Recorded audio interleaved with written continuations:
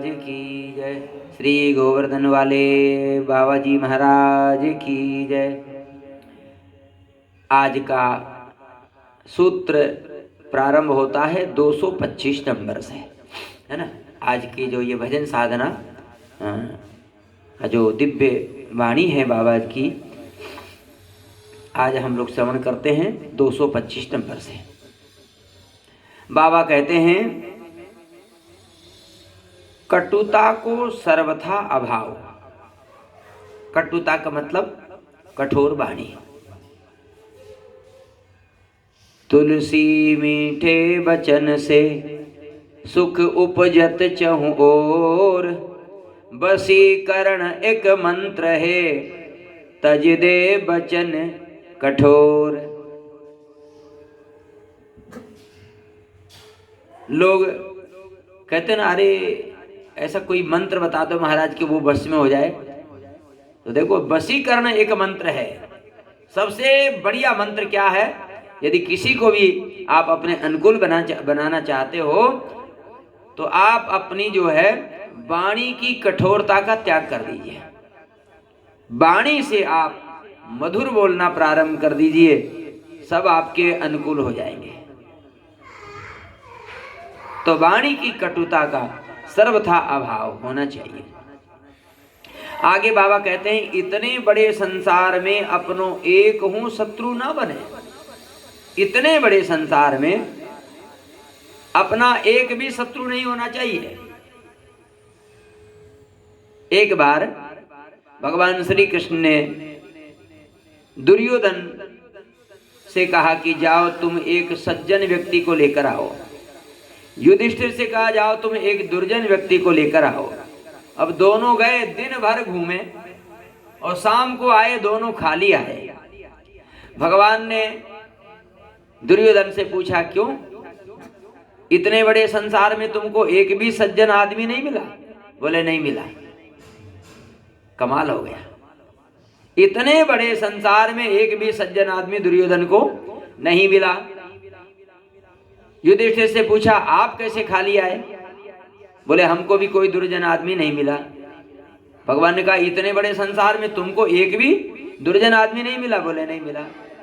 अब इसका मतलब क्या है? इसका मतलब यह है कि ये संसार जो है ना, संसार में तो जड़ चेतन गुण दोष में विश्व कीन करतार, सब में गुण और अवगुण हैं। तो फिर भी दुर्योधन को एक भी सज्जन आदमी नहीं मिला, युधिष्ठिर को एक भी दुर्जन आदमी नहीं मिला। क्यों? जैसी दृष्टि वैसी सृष्टि, जिसका जैसा भाव। दुर्योधन स्वयं दुर्जन है, तो उसकी दृष्टि में पूरा संसार ही दुर्जन है। वो सबको अपने जैसा ही मानता है। चोर को सब चोर ही दिखते हैं, चालाक को सब चालाक ही दिखते हैं। हाँ, और सबको ऐसे मानता, अपने जैसा मानता। धर्मराज युधिष्ठिर स्वयं धर्मात्मा है, सज्जन है, इसलिए उनकी दृष्टि में कोई दुर्जन है ही नहीं। वो सबको अपने जैसा ही समझते हैं। तो इनको अजात शत्रु कहा गया है। दुर्योधन को भी कभी अपना शत्रु नहीं माना। जिस दुर्योधन ने इनका राज्य भी लिया, द्रौपदी का वस्त्र भी खिंचवाया, कितने कष्ट दिए, कितना परेशान किया, कितना छल किया, इसके बाद भी युधिष्ठिर ने दुर्योधन को अपना शत्रु नहीं माना। वो तो मजबूरी थी युद्ध करना, है ना, नहीं तो शत्रु तो कभी माना नहीं। अजात शत्रु थे। अजात शत्रु का मतलब यही होता है कि संसार में आपका एक भी शत्रु ना हो, तब माने जाओगे कि आप अजात शत्रु हैं। ना कहूं आसक्ति, ना काहू सो विरोध। किसी में आसक्ति नहीं और न किसी से विरोध भी नहीं। ना काहू सो दोस्ती, ना काहू सो बैर। कबीरा खड़ा बाजार में मांगत सबकी खेर, ना काहू सो दोस्ती, ना काहू सो वेर। उदासीन नित रहे गोसाई, उदासीन बन करके। एक ही ईश्वर की संतान होइबे, सो सभी अपने बंधु ही हैं। ये विशेष बात बाबा कहते हैं कि एक ही ईश्वर की संतान हैं हम सब, है कि नहीं? हम जितने भी संसार में जीव हैं एक ही ईश्वर की संतान है।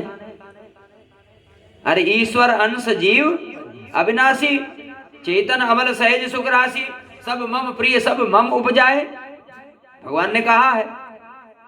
तो हम जितने भी जीव हैं सब भगवान के ही संतान हैं। तो भगवान की ही संतान होने के कारण हमारे सबके पिता भगवान ही हैं।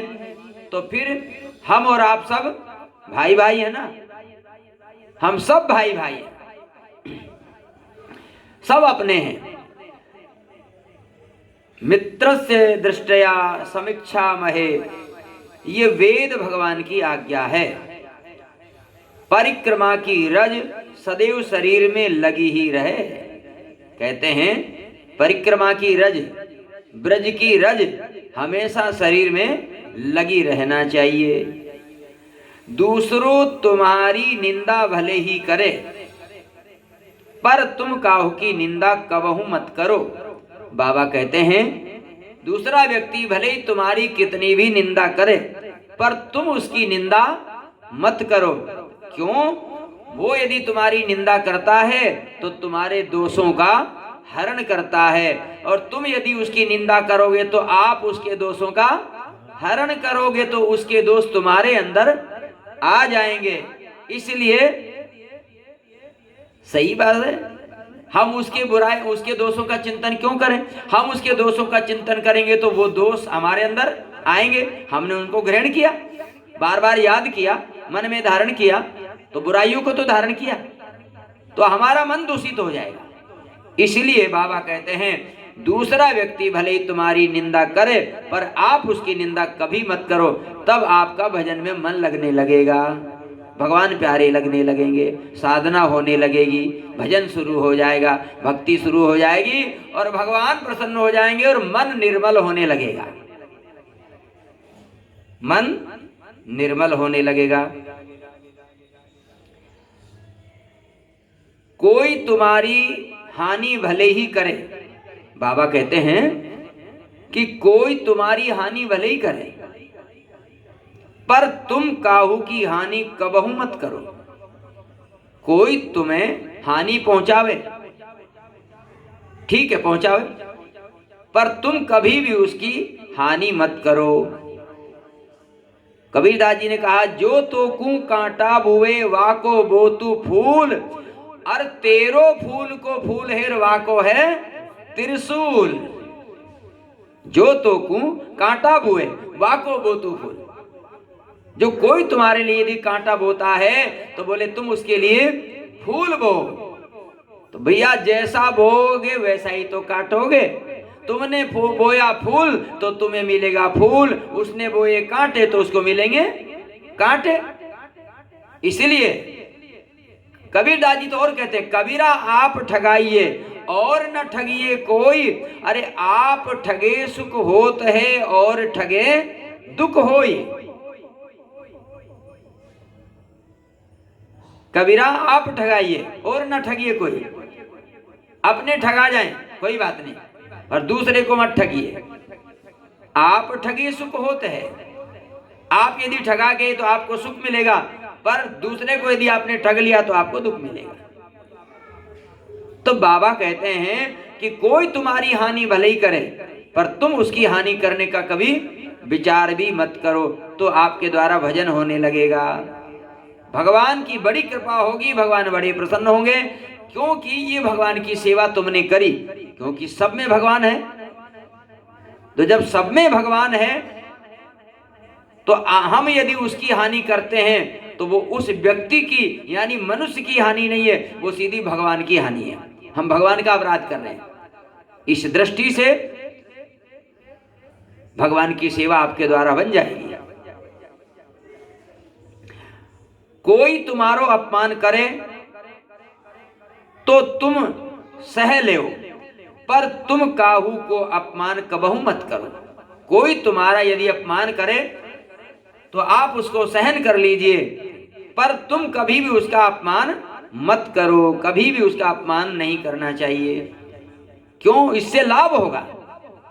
यदि आपका किसी ने अपमान किया और आपने सहन कर लिया,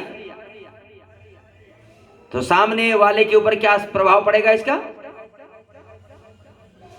गलत प्रभाव तो नहीं पड़ेगा।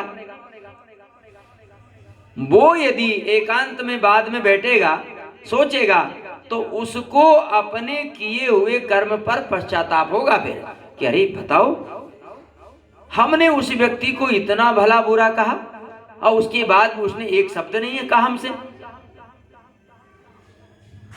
लगेगी बात उसको,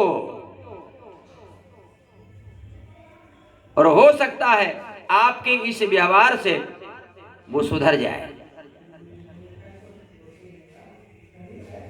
और मान लिया जाए उसने आपका अपमान किया और आपने भी दुगना अपमान उसका किया, तो परिणाम क्या होगा? उसके हृदय में दुगनी शत्रुता बैठ जाएगी। वो आपको अपना कट्टर शत्रु मान लेगा और फिर आपका अपमान करेगा, फिर आपसे प्रतिशोध लेने का विचार बनाएगा, उसके हृदय में ज्वाला भड़केगी। तो इसलिए कहते हैं कि कोई तुम्हारा अपमान करे तो करने दो, आप उसको सहन कर लो, पर आप उसका अपमान मत करो। इससे आपके भजन में वृद्धि होगी, आपका भजन बनेगा, आपका मन शांत रहेगा।